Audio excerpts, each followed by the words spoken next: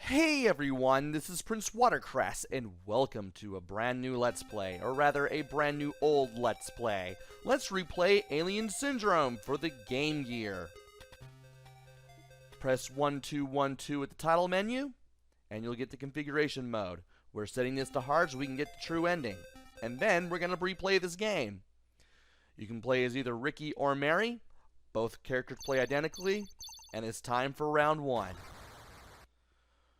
So button 1 lets you shoot, the control pad lets you move around in 8 directions, and button 2 lets you use the map. Want to be careful in this game because it is one-hit kills in this game. So the map.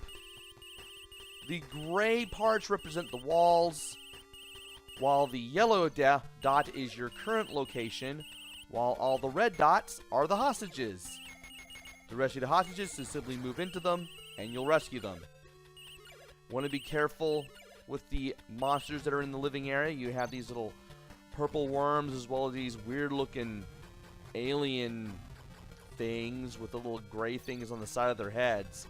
The big purple worms will shoot projectiles, so you definitely want to take care of them first, even though you should definitely take care of any enemy in your way. And by shooting these gray panels in the wall that are supposed to be doors, you can blast them open.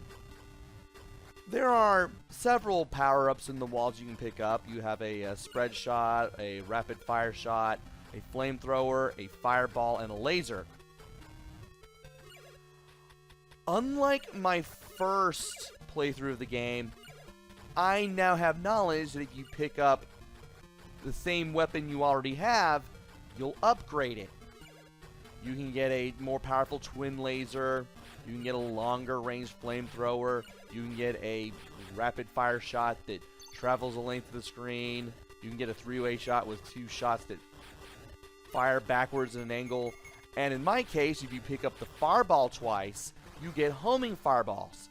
They do not always have the best homing capabilities. Sometimes they'll try to home into something that they shouldn't, even if it's what they're aiming for is behind a wall, but it can help get the job done, especially against the first boss, which we'll be fighting shortly.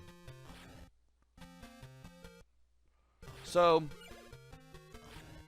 once you pretty much have the basis of what you need to do down, press button 2 to look at the map often, go where you need to go to find the hostages, shoot down any doors that are in your way, always be ready to shoot down an enemy. You'll be able to make it to the exit door after having rescued all of the hostages, and you'll face the first boss. By the way, don't worry about the hostages being hurt by the monsters, by any of the aliens that are in any of the levels. The aliens cannot hurt them, so you don't have to worry about that. Just worry about saving your own hide, and preserving it, of course. Taking out enemies before they become a big problem, and also getting to the hostages and running into them in order to rescue them.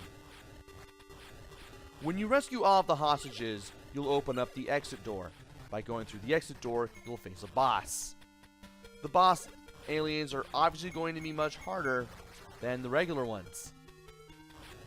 By the way, you are on a timer when you're in these stages, so check the map to see how much time you have left. And you are also on a timer in the boss stages as well. So the first boss, when that purple opening opens up, you want to shoot at it. This boss has 3 attacks. The little gray bullets, these little arcing shots that come out of the opening whenever the little cavity in the center opens up, and the face on the side of the screen will do that every so often. You can shoot that down, but you're better off just focusing on the opening, because you won't be dealing with that thing to the side of it that moves around that weird double loop during the boss's second phase anyway. So just kind of stay to the side, watch out for the gray bullets, walk around the boss from behind if you need to, because even touching enemies will kill you and make you lose a life. And once you get to the second phase, Be ready to move when the boss opens his mouth like that, and be ready to shoot it once you're to the side of it. Like so.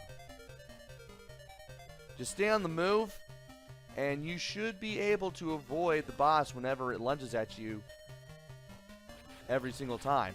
By the way, the boss can only be shot when it's moving forward and not when it's moving back.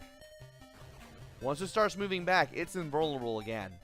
But once you get used to his movement patterns, you'll be able to beat the boss, get a time bonus for every second on the timer you have left. You'll get a bonus for every hostage that you saved, and you'll head on to the next round, which takes place in the hold area.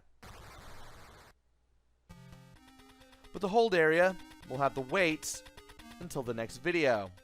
So join me next time where we take on the second of 4 levels in the game. Until then, this is PrinceWatercress. Take care, stay safe, and thanks for watching!